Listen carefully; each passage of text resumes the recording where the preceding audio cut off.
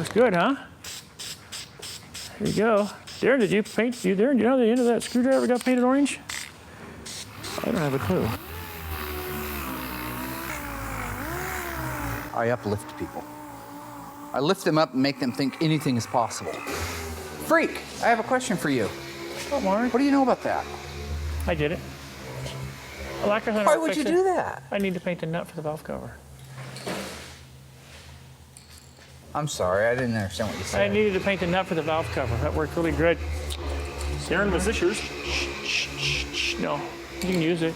I'm looking for the lacquer thinner, buddy. No, I'm just curious, what does that have to do with painting a nut? It worked out perfect. It's a good holder for it. Worked perfect.